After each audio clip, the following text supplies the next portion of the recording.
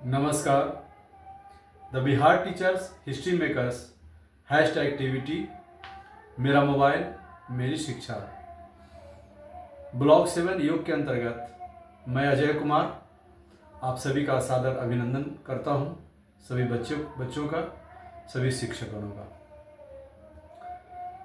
बहुत हर्ष हो रहा है यह कहते हुए कि मैंने पवन मुक्तासन का जो सीरीज चलाया था उसका भाग 1 समाप्त हुआ और उसमें हमने शरीर के संपूर्ण जोड़ों का जो विधिवत व्यायाम करने का तरीका होता है उसे हमने उसमें बताया।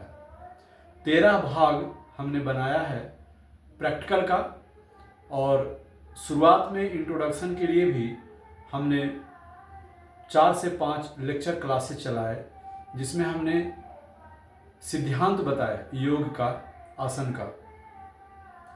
अब आज मैं पवन मुक्तासन भाग 2 की शुरुआत करने जा रहा हूँ। इस वीडियो में मैं सिर्फ लेक्चर क्लास लूँगा, अर्थात मैं यह बताने जा रहा हूँ कि अब जो सीरीज चलने वाली है पवन मुक्तासन भाग 2 का, उसमें क्या बताने वाले हैं। तो यह पवन मुक्तासन भाग 2 की जितनी भी क्रियाएं होगी उसकी जो प्रारंभिक स्थिति होगी वह पीठ के बल लेटा हुआ, दोनों हथेली ऊपर और विश्राम की मुद्रा में, शवासन की मुद्रा में, ये पवन मुक्तासन भाग 2 की प्रारंभिक स्थिति होगी। इसके पहले में जो 12 भाग हमने बनाया है उसे पवन मुक्तासन की जो प्रारंभिक स्थिति थी वो सीधा बैठकर दोनों हाथ को पीछे रख करके, रीढ़ गर्दन सीधी करके, और हमने पैर हाथ के सब गर्दन आदि के जोड़ों का सही से अभ्यास करना सीखा। और अब जो हम सीखने जा रहे हैं पवन मुक्तासन भाग 2 में, उसका जो प्रमुख कार्य है वह है हमारे उदर के रोगों का नाश करना, यानी पेट संबंधित सभी तरह की समस्याओं के लिए हम अब आसन को सीखेंगे। इसका अब सीरीज चलेगा। पेट संबंधी क्या क्या समस्याएं होती है, जैसे भूख ना लगना, कब्ज होना, गैस होना या अम्लता बढ़ जाना, ये सब होता है। अपच, खाना खाए तो पचना नहीं, पेट की कमजोर स्थिति होने के कारण भूख की कमी होना, और जिनको मधुमेह है अर्थात डायबिटीज है उनके लिए अभी जो योग बताने वाले हैं बहुत कारगर होगा। प्लस चाहे वो पुरुष हो या स्त्री हो, यदि उनके प्रजनन प्रणाली में गड़बड़ी है तो उनके लिए जो आसन का सीरीज चलने वाला है काफ़ी उपयोगी होगा। और इसमें जो सिराएं हैं यदि उसमें ब्लॉकेज है तो उनके लिए भी ये काफ़ी लाभदायक होगा जिनको ब्लॉकेज है। इस प्रकार से हमारे जो उदर से के प्रदेश में, यानी इस क्षेत्र में ऊर्जा का अवरोध यदि है तो वह भी दूर होगा। ऊर्जा का अवरोध का मतलब होता है कि हमारे शरीर के अंदर पैर से लेकर के सिर तक भीतर ऊर्जा का प्रवाह हमेशा चलता रहता है। हमारा पूरा शरीर एक चुंबक की भांति है जो बाहर की ओर उत्तर ध्रुव से दक्षिण ध्रुव की ओर आता है और पैर से होते हुए ऊपर मस्तिष्क तक दक्षिण ध्रुव से उत्तर ध्रुव की ओर ऊर्जा का प्रवाह होता है। इस ऊर्जा के प्रवाह में रुकावट होने से कई तरह की परेशानियां होती है, पीड़ा होना, दर्द होना और बहुत तरह के रोग और परेशानियां होती है। तो हम इस अभ्यास को जब करेंगे, पवन मुक्तासन भाग 2 के अभ्यासों को जब करेंगे, तो पेट के क्षेत्र में यदि ऊर्जा का अवरोध है तो वो दूर हो जाएगा। लेकिन इसमें सावधानी भी है, किनको करना चाहिए और किनको नहीं करना चाहिए। तो समान रूप से सबको करना है, लेकिन कुछ इसमें सावधानियां हैं, सीमाएं हैं जिनको जान लें कि कौन को लोग नहीं कर सकते हैं। तो जिनको हाई ब्लड प्रेशर है जिनको गंभीर रूप से हार्ट का प्रॉब्लम चल रहा है वो ना करेंगे। पीठ दर्द काफ़ी ज़्यादा है और उनकी चिकित्सा चल रही है तो बचे, वो ना करेंगे। जिनको साइटिका और स्लिप डिस्क है ना, जैसे पैर से लेकर के ऊपर तक एक खास प्रकार से नस में जो दर्द होता है उभरता है, नीचे से ऊपर की ओर आता है कमर तक, तो साइटिका वाले जो अभी हम पवन मुक्तासन भाग 2 के जितने भी आसन करवाने जा रहे हैं तो बचेंगे, वो ना करेंगे। और जिनको हाल ही में ऑपरेशन हुआ है खास करके पेट का, तो उनको भी नहीं करना है। और करने के पहले यदि करने की इच्छा हो तो अपने चिकित्सक से परामर्श लेकर के ही करें, ऐसे ना करें। और दूसरी बात, इस जो अभ्यासन का क्रम चलेगा इसमें जहाँ पर भी करें वहाँ पर मोटी दरी बिछाएं या कंबल बिछा लें। जैसे मैंने भी अभ्यास शुरू करने के लिए मैंने चादर बिछाया है और चादर के नीचे कंबल लिया है, तो कंबल के ऊपर एक चादर बिछाया है और अब मैं इसके ऊपर अभ्यास को करूँगा। तो ये कर लें। सभी विद्यार्थियों से भी निवेदन रहेगा और शिक्षकगणों शिक्षिकाओं सभी से निवेदन रहेगा।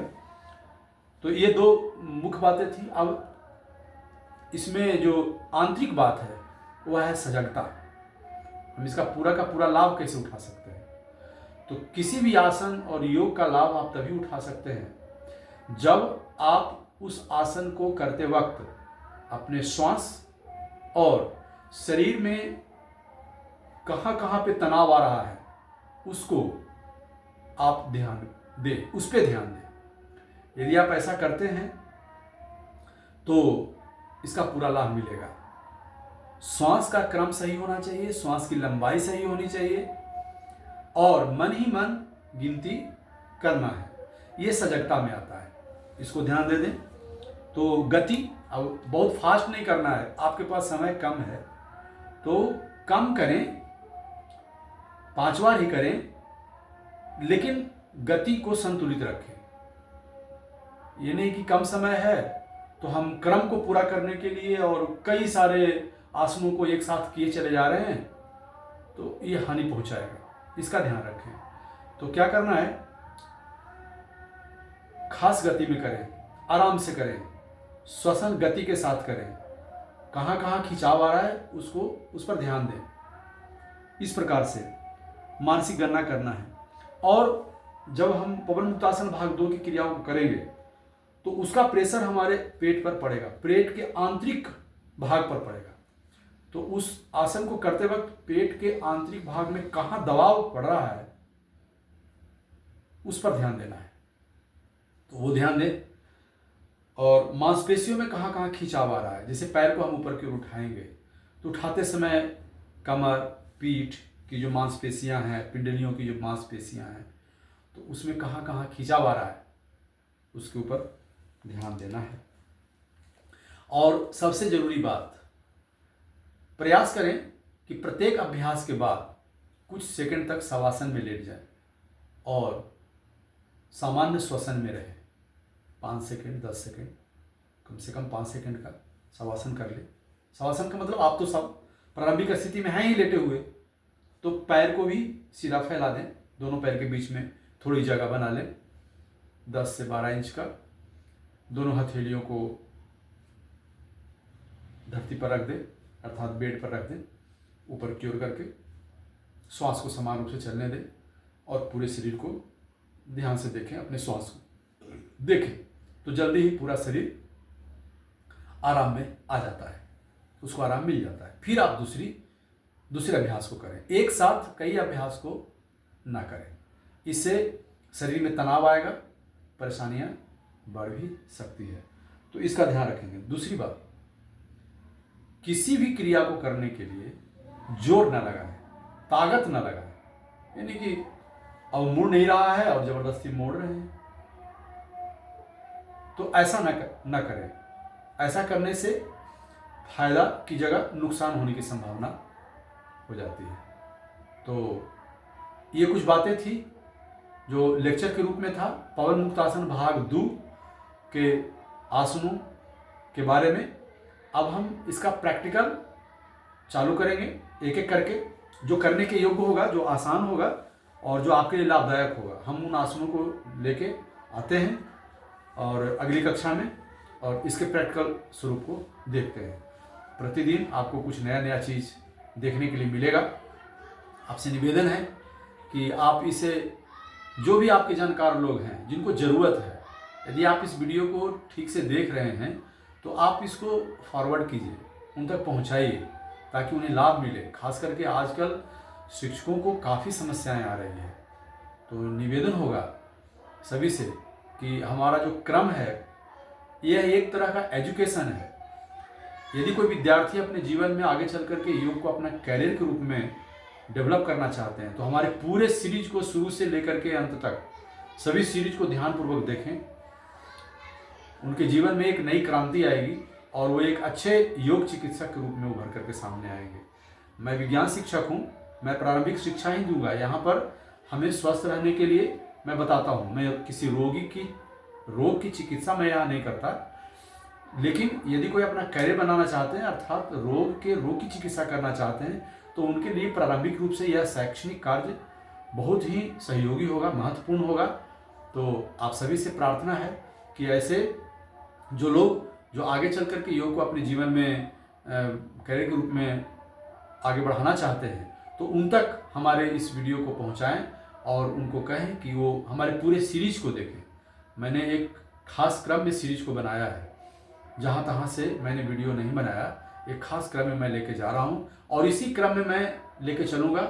अभी 1 साल से 2 साल तक लगातार मैं आपको योग के नए नए आयामों को उघेड़ता चलूँगा और आपको अंत में ध्यान की गहराइयों में ले चलूँगा। और स्वयं को, शिक्षा का जो मूल उद्देश्य है स्वयं को जानना, वहाँ तक हम लोग चलेंगे। यदि आप हमारे साथ बने रहते हैं तो हम आगे की यात्रा भी इसी प्रकार से आगे बढ़ाएंगे। ऐसी हम ईश्वर से प्रार्थना करते हैं कि हमें ऐसी शक्ति दे ताकि हम आपके साथ लंबे समय तक इस ज्ञान सरोवर में डुबकी लगाते रहें, आगे बढ़ते रहें। बहुत बहुत धन्यवाद, आपने समय दिया, बहुत गौर से सुना। इसके लिए आप सभी को मेरा हार्दिक नमस्कार, प्रणाम।